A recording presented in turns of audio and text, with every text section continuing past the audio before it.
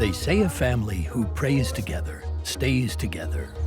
And that seemed to be the case for identical twins, Michael and Peter Verslyus. They were adopted by Christian missionaries, rescued from poverty. They participated in sports. They were involved in their parents' ministries. They were raised by their parents to do what was right. They had a good foundation that most children would thrive in. But as the years go by, their warm-hearted souls succumb to their inner demons. The path they chose, these brothers were ticking time bombs. They certainly were primed for trouble. And when their killer instinct takes over, they wreak havoc on everyone around them. Police came down to interview one of them about a murder. They had no reason to beat her, and to beat her so bad. It's just absolute craziness.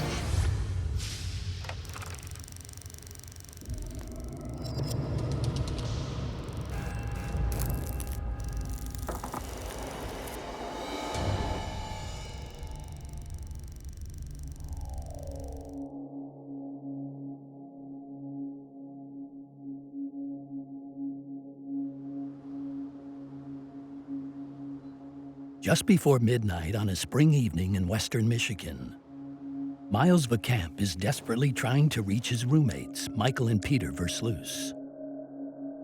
Mike, dude, what is going on? I knew you said you wanted to get out, but come on, man, it's been 2 hours. Peter and Michael decided to go and get cigarettes, and that is when this whole series of events started.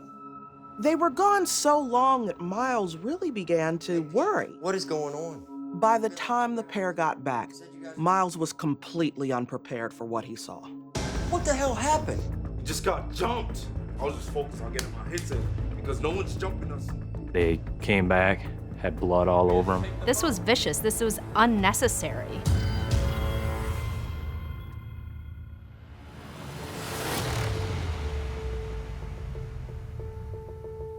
Look at that beautiful face. In a small town in rural North Dakota, a hardworking, big-hearted couple welcomed 2 new additions to their growing family, identical twins, Michael and Peter. Our gift from God. After working as Christian missionaries in the Philippines, they decide to adopt the twins who were in desperate need. Can't believe they're ours. These babies were born into extreme poverty. Their circumstances were dire. Their mom could barely care for herself, let alone these 2 new mouths to feed. Filled with hope, the young couple is excited to give these boys a life they may have never known. Hi, Michael. Their parents rescued them from what appears to be a fairly impoverished life. Perfect names. Michael and Peter were adopted into a very loving home that was supportive. It's a positive transition for the entire family, a family filled with love and support. And it's this sense of community that seems to benefit the twins most. You shall love the Lord. Peter and Michael both were engaged in a lot of community supports. They were involved in their parents' ministries, had a good spiritual upbringing. They had a good foundation that most children would thrive in and need in order to be successful. There is no other commandment greater than these. They were raised in a conservative Christian environment. They believe in modesty, they believe in following the rules. Peter and Michael were raised in a close-knit family. It was almost the perfect environment to raise a family in. But not everything is as perfect as it seems. They really struggled at school. They were disorganized, disruptive, they were distracted, and found it very hard to perform academically. Mark, I have to do it. Mirror, hammerhead. Their parents really didn't know what to do.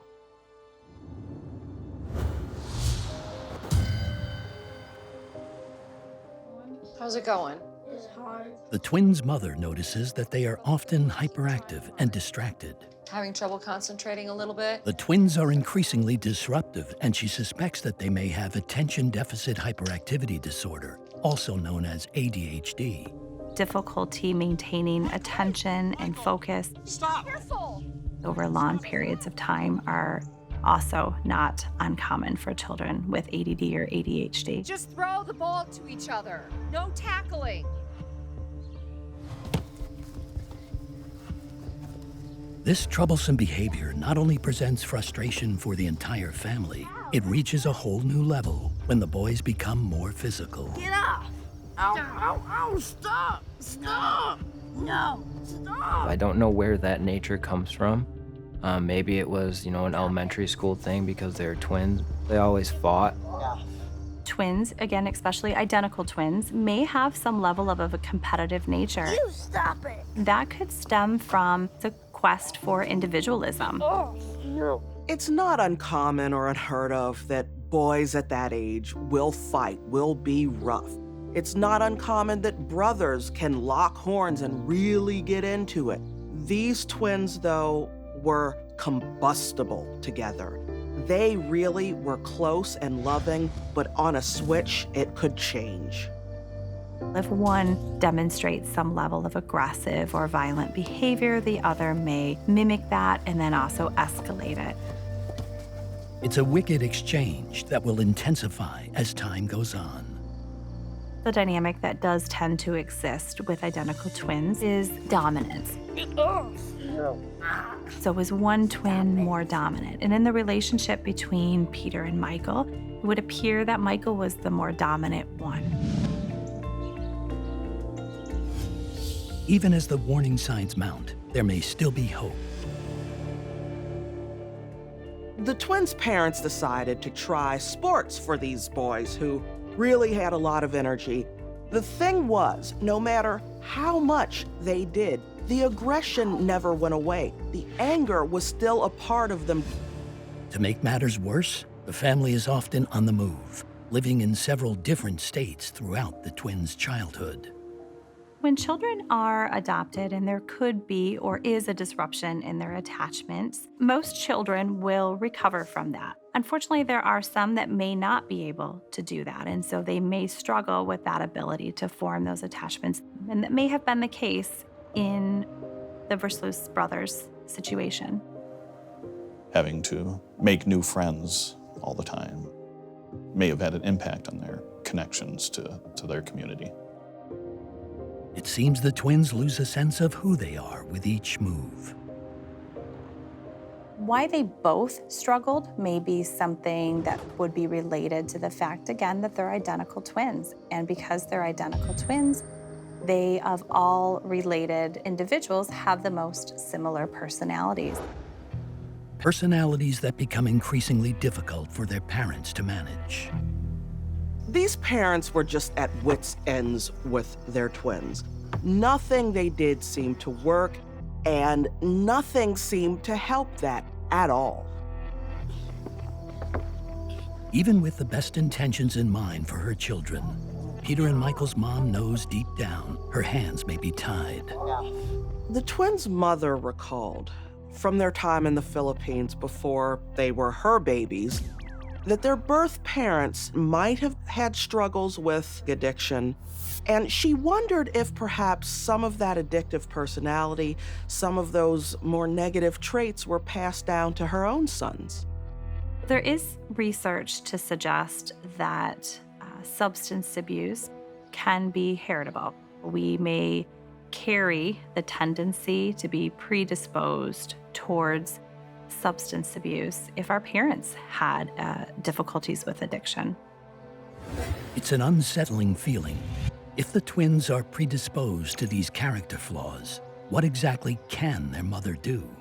No matter what their parents did, they recognized this is nature. Their nurturing just wasn't enough.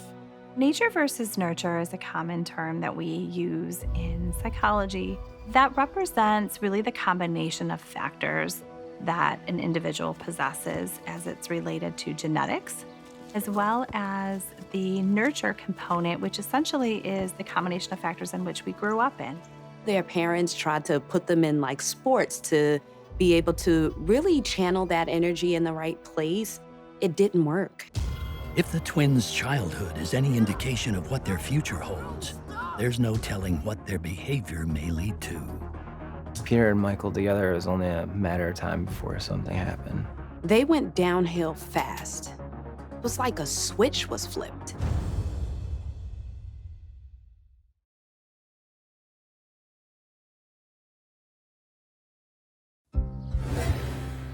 Adopted as infants, identical twins Michael and Peter Verslyus grow up in a Christian home and are looked after by two adoring parents who want nothing but the best for their sons.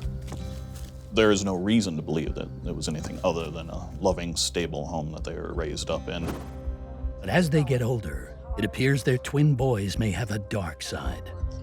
Their mother couldn't help but remember that their birth parents might have struggled with addiction in the Philippines. That's when the light bulb went off. She couldn't help but wonder if that addiction got passed down. There is some evidence that addiction and addictive personalities can be passed down from parent to child. Perhaps that explained why Michael and Peter had such struggles themselves. The family can only pray that Peter and Michael have the strength to overcome their genetic history. It was important to the twins' parents that their boys be instilled with good Christian values. They taught these boys to be respectful, to be caring, and to be good people. What their parents couldn't teach were coping skills. They tried their best to teach them good life lessons. By the time the twins reach high school, all hell breaks loose. When these boys became teenagers, it really came to a head. They were bullheaded. Where are they? What are they doing? They pulled away from their adoptive parents. I've called them 6 times and they haven't called back. These boys really were rejecting the good morals that they had been raised with. Peter? Peter, where are you? No, I'm not going to back off. You and your brother get home right now.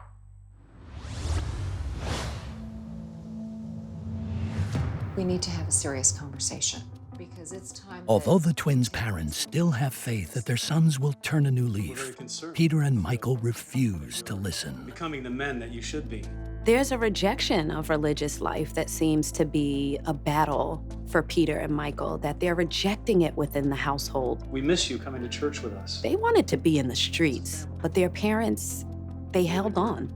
I can't sleep at night when the two of you are out all night. They really tried to work with them and to find ways to help them through it, but they weren't successful. It's time to clean up your act. $120 short today. Once the twins graduate, they attempt to get jobs, but their stubborn nature keeps them from success. I'm giving you a chance to fess up here. I know, but when I walked in today for my shift, it was like that already. I honestly have no idea. The twins struggled. They couldn't keep a job. Who else was it? However, they were determined. They were going to figure this out. Been irresponsible your entire time here. The twins fed off of each other's negative energy. How is it not you? I'm done. I'm done. I'm done. They're out of control. You have church-going, good parents, but when they're out of the confines of the eyes of those parents, nobody can control them. And as the twins grow older, they pull farther away from their family, making their lives even more challenging. They don't have that ability to think things through and make decisions in concise and constructive ways. Minimum wage? It's just gotta be a way. We gotta find some way to just get some money. If Peter and Michael were to have had some level of attachment disruption as the result of their adoption, We'll find another way. it may not be uncommon for them to form a more intimate or very close bond between one another. They continued to have problems, and they were pulling away from their parents, so they only had each other to rely on. Ultimately, this plummet will be the downfall of Peter and Michael, but just how bad will their breakdown be?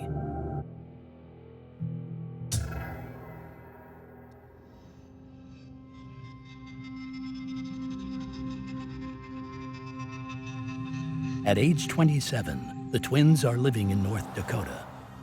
The estrangement from their parents continues. But one particular incident will leave the Verslyus family shaken. In October 2007, a Halloween celebration ends in horror for bar patron Joel Loveline. Joel is with some friends and he needs to step outside so he can take a call. He does that, and while he's outside, he noticed that there was some commotion. When he paid attention to what it was, it seemed that there was this party bus of costumed revelers who were on a bar crawl. One of them, however, was being told, "You're drunk, get off. You need to go. You can't get on," that kind of thing. And it seemed that what Joel was watching was this kid getting kicked off of the party bus because some problem with his behavior. Are you okay, dude? Are you all right? Yeah, man, I'm fine. Why don't you have somebody pick you up? Joel can sense that something is about to go down. He tries his best to defuse the situation.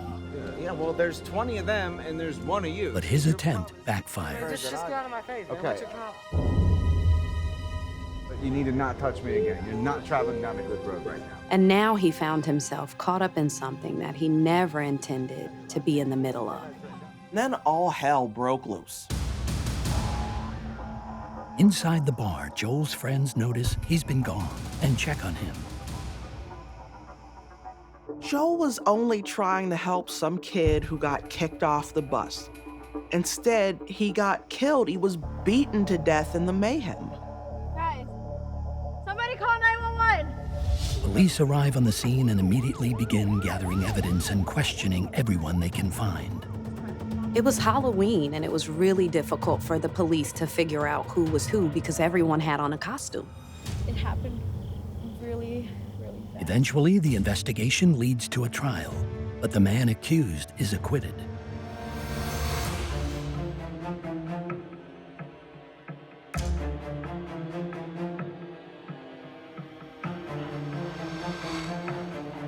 North Dakota detectives get a tip about the Halloween crime that leads straight to the twins, who are now back in Michigan. They got a tip that one of the men fighting in the parking lot was none other than Michael Verslyus. Police came down here from North Dakota to interview one of them about a murder.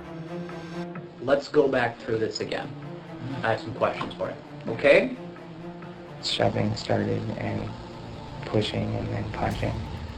And the only thing I remember was getting punched in the face. Michael's story changes. At first, he says he was there, fighting in the parking lot with the victim. Then he says he was just watching, but he saw what happened. This is serious business. Police did their detective work and matched the surveillance video and all of the clues against this elaborate story that Michael had spun for them. Michael's story leaves police wondering about his involvement. They knew the particulars of the incident, and his statement he made didn't match up. I don't think you were even there that night. So what exactly is Michael Verslyus hiding?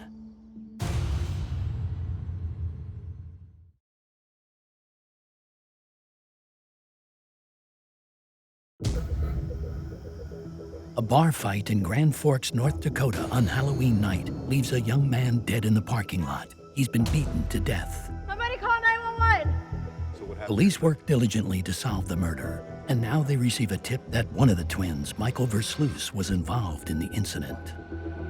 Michael had talked with the police for hours, and it had left the police with more questions than answers. You're pretty sure you went out the front door.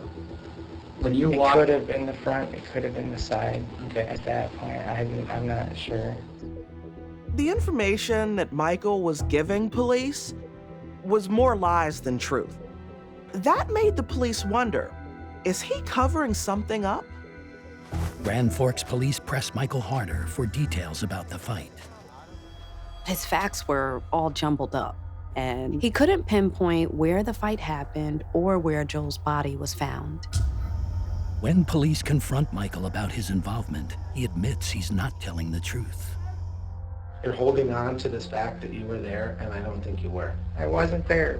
Okay, so you weren't there at all. So it makes you wonder, why would Michael try to take the heat for this murder? Why would he tell all these lies about what had actually happened that night. You do know that Joel Lovely was murdered that night, correct? It's hard to understand why Michael would want to associate himself with a crime that he didn't actually commit. He clearly did his research and knew enough about the incident to make the police wonder.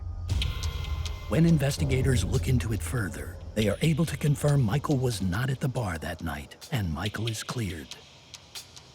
No other suspects are charged, and police consider the case to be closed.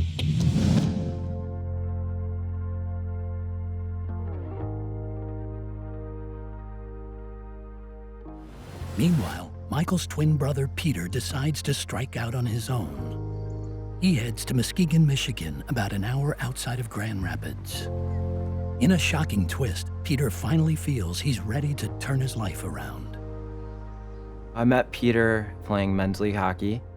He was the goalie on our team. Peter was an outgoing guy, easygoing, easy to talk to, funny.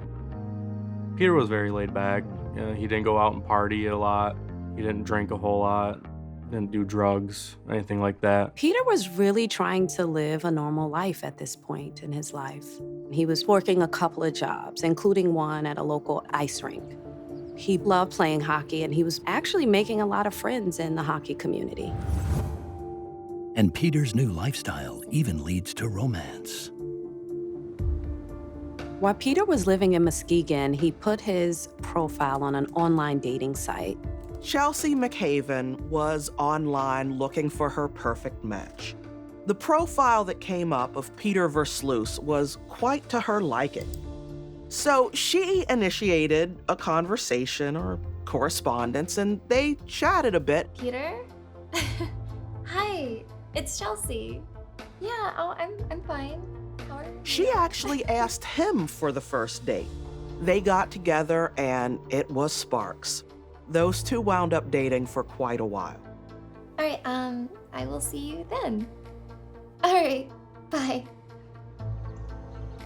Peter was beginning to develop that relationship with Chelsea. Could have been that attempt to create some level of healthy, meaningful, stable life. Sometimes it's true. Love is all you need. And for Peter, that was definitely the case. His relationship with Chelsea compelled him to be a better man. He really seemed to be getting himself together and improving in all areas of his life. She was a great influence on that man.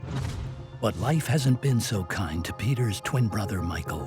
When Chelsea meets him, something seems off. Thank you. There was an indication that Chelsea was very unsettled by her meetings with Michael. To us. To us. What's up, Pete? How you doing? How you been? It's good, Mike. Hey, Chelsea. She was concerned with the way he presented himself to her. What are y'all doing tonight? It appears that these twins were fire and gasoline, and that they brought out the worst in each other. Certainly in this case, that's true. You heard what happened to AJ? Yeah, I heard. You know they're not trying to. Yeah, that would never happen to us. Never. No one's messing with us. And just like in their younger years, the more the twins spend time with each other, the more their dark side emerges. You know nobody's trying. Yeah, no one. We know no one will ever mess with us like that. With Michael becoming part of the picture, it may have offered some difficulties for Peter to maintain this facade. Imagine you're Chelsea and you think you found your perfect guy. And then his brother shows up. And this man you love is a complete 180 from the person you think you know. And all of a sudden, there are problems. We should head to the bar. Everyone's there. Promises aren't kept. And that's not the man you thought you fell in love with. We should definitely head to this bar. Everybody's there. Everybody. Chelsea, do you think it's cool if I go? She's good. She's fun. She's good. Let's go. Let's go. Let's go. Chelsea was fearful of Michael. She did not want to be left alone in his presence.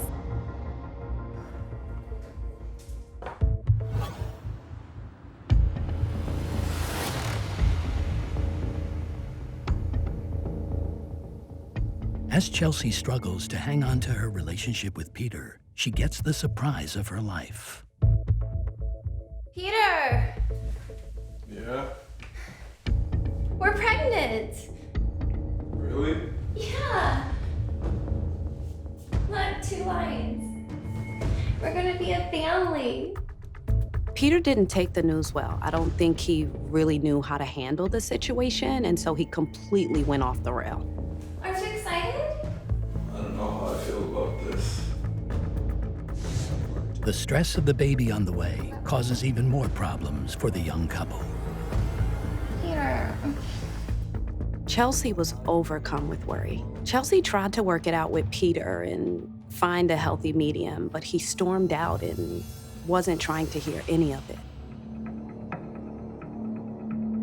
At some point, their relationship kind of went south. Hey, Hey, what's up? did you try to get a job today? Maybe tomorrow, next week, sometime then. should do it now. With trouble at work, a baby on the way, and their debt increasing, I'm the one that pays the bills. I'm the one that takes care of everything around here. You're so lazy. Peter becomes an emotional Why nightmare. don't you think about the family? Damn, you're not my mom. Is this how you want to live? At this point, I think Chelsea had enough. You're just pathetic. She knew what she had to do.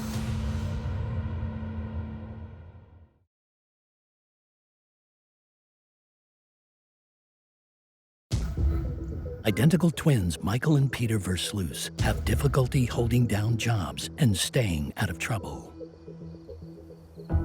At this point in their lives, their Christian faith has taken a back seat. Relationships with family and friends are strained, and things are about to go from bad to worse.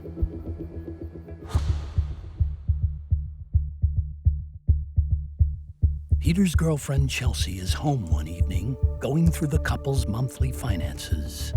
What? Chelsea was paying a couple of bills in their joint account, and she noticed a couple $100 was missing, and Peter had withdrew that from the account. What? Peter's now spending money that he and Chelsea just don't have. Of course, this is putting his relationship Real nice, Peter. and his unborn child at even greater risk. What is he thinking? Chelsea confronted Peter about the missing money. What happened to the $400? I used our money. I wanted to buy something. We have bills to pay. You're being dramatic. Don't say I'm being dramatic. And now Peter shows signs of manipulating the truth, just like his twin. Chelsea really didn't have a choice. She had to end that relationship with Peter. Her priorities had to change. Exactly. You're not thinking about us. You can buy something for yourself next time. He wasn't number one. Their new baby was. You know what? I think you should just go. Peter did the only thing that he knew. He stormed out of the apartment. Just go. I'm out. Peter and Chelsea split, and once again the twin finds himself lost, facing an uncertain future. He was having a tough time getting back on his feet, but he wasn't really doing anything to help himself get back going. Having failed in his relationship, Peter reverts to what he knows best and to the one person who he knows will accept him. It would appear that Peter was trying to make a decent life for himself, but that when the two of them were together, they just ignited something dark. With Chelsea out of the picture, no one is holding them back.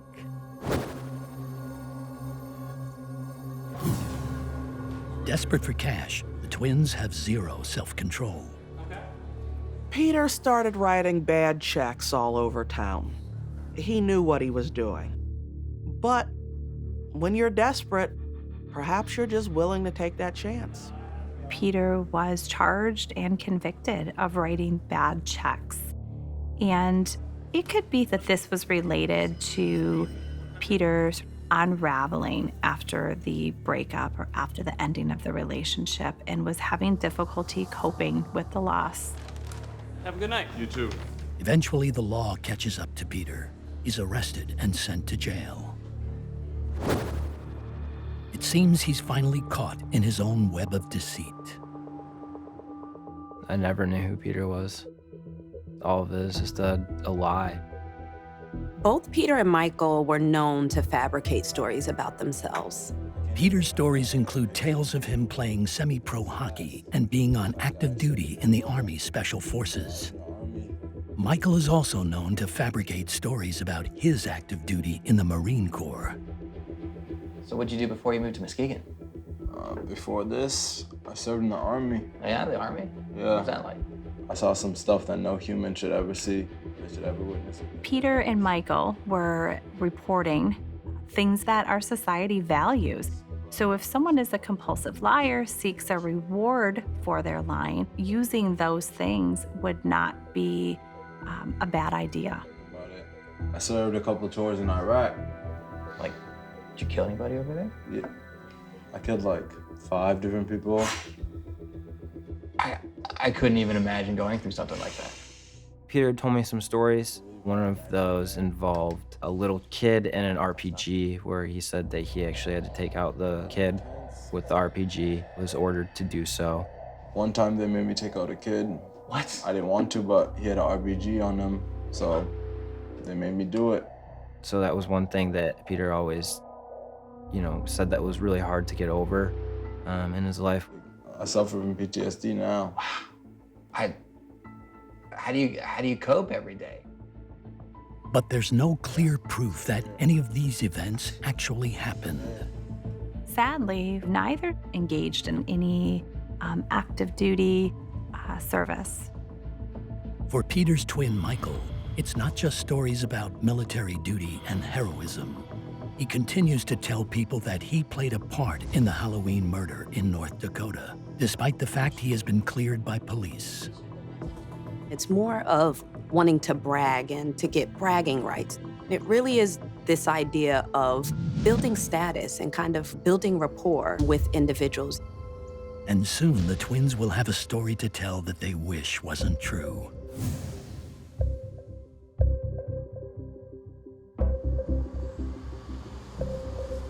Peter and Michael Verslyus are at home with their roommate Miles Vacamp, partying and drinking on a Sunday evening.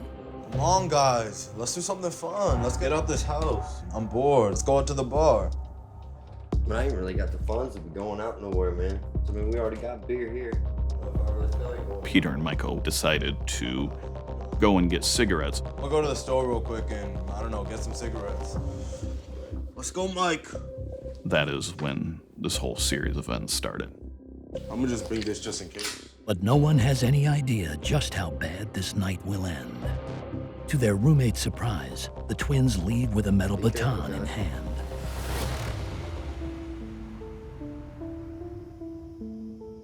Peter and Michael were walking down the street, and they came across Cynthia, and they decided to hire her for sexual services. What up, Cynthia? How are you? Good, how are you? A local prostitute, Cynthia, and the twins have crossed paths before.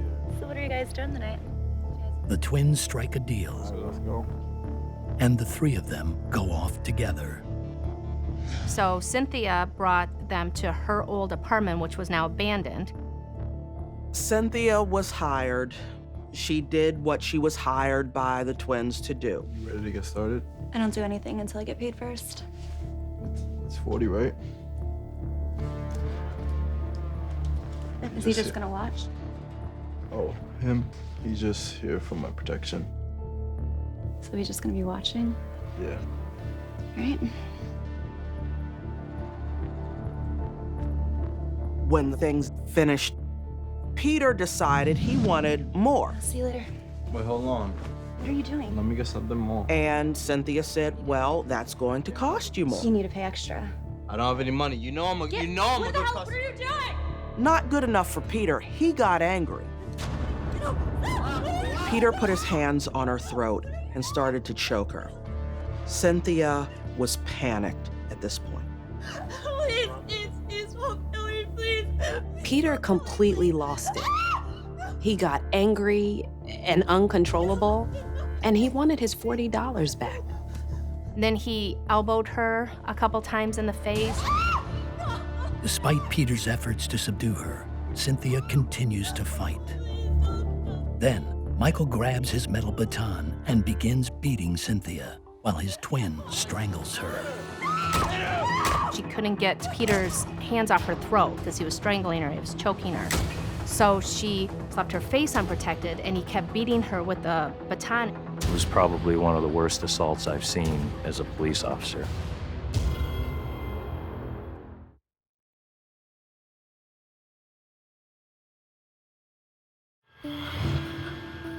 At age 29, identical twins Michael and Peter Verslyus have left a wake of hurt and despair in their path. But their damage has been mostly harmless until now.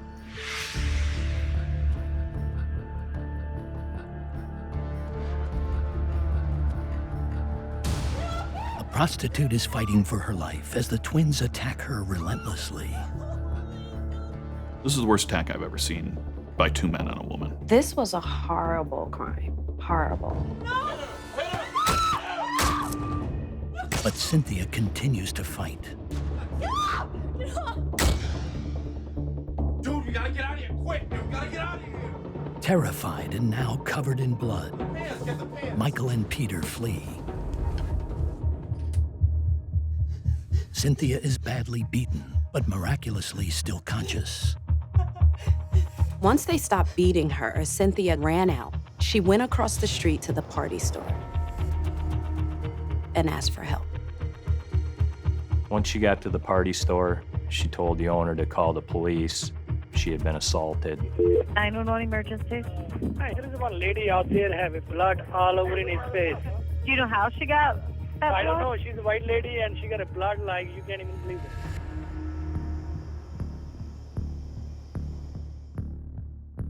The police come, and they bring her to the hospital, and she starts talking to him. I got called out at 1:15 in the morning, and the victim was at St. Mary's Hospital. When I got there, I located the victim. She had significant injuries to her face.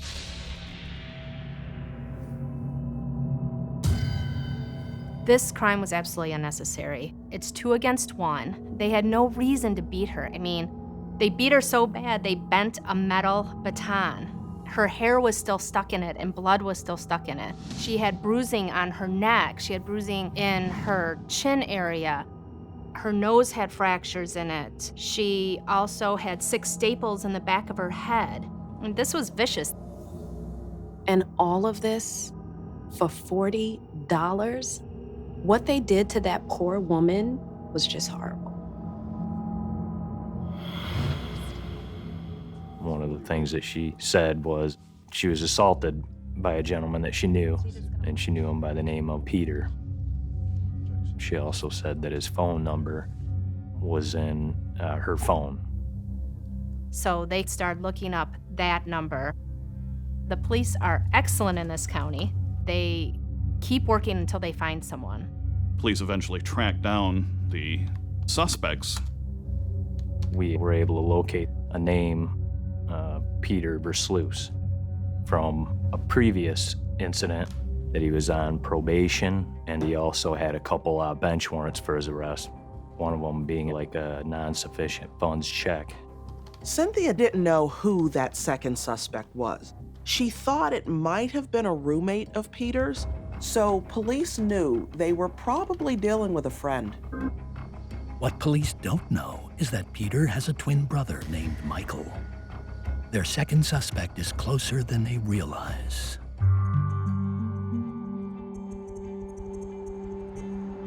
Just hours after the crime, police track Peter to a local address.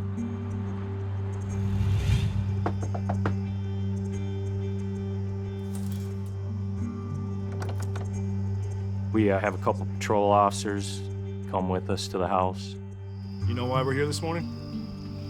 Yeah, I have a pretty good idea. Outside for me? We didn't know for sure what apartment Peter was living in. And then, Detective Heikala gets a shocking surprise.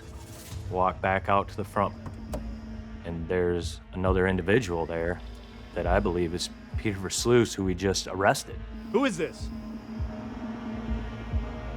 What are we doing here? We just grabbed him. You have anything to do with all this? Come to find out, the first individual, who I thought was Peter initially, is Michael Verslyus, his twin brother. You have the right to remain silent. Anything you say can and will be used against you in a court of law? Police had both twins in custody. It wound up being Peter who talked first. We're just trying to have a good time. But how much money did you give her? $40. They ended up interviewing Peter twice because his story changed, it evolved. He was first taking more of the blame for his brother She's alive. and more looking out for his brother. Could y'all, like, give less punishment to my brother? And he finally ends up giving his final story. Like, my hands. Peter says that after oral sex, he decided to have penis-vaginal sex with her. He throws an elbow at the victim, and he thought that he'd be able to knock her out because she was so small. Peter then says that didn't happen. She didn't get knocked out. So then he yells to Michael, Mike, hit her, hit her! hit her, and then Michael proceeded to hit her with the baton. What were you yelling to him to do? I'm like, hit her, hit her. Grab the baton, hit her, hit her. I said it maybe 10 times. You and your brother, both of you. You guys are in a lot of trouble now. After both Peter and Michael confess, they're arrested. They were charged with assault with intent to do great bodily harm, less than murder, armed robbery, criminal sexual conduct in the first degree, and assault with intent to rob while armed. For detectives, there's no question they have the right men. We have security footage from this morning. We had a ton of evidence. We had a victim that ID'd the suspects. We had 2 statements from Peter and Michael admitting to the crimes. We recovered money that was at the scene. And we also located the baton that they used to beat her in the head with. Peter Verslyus pleads guilty to assault to do great bodily harm less than murder, armed robbery, and criminal sexual conduct in the first degree. He is sentenced to 23 to 50 years in prison. Michael Verslyus pleads no contest to assault to do great bodily harm less than murder, armed robbery, and criminal sexual conduct in the second degree. He is sentenced to a minimum of 12 years in prison. Our gift from God. The second. Twins Michael and Peter Verslyus were given the chance to have successful, meaningful lives, but in the end, they couldn't control their dark demons. This was a horrible crime, and luckily she survived, but she will never be the same.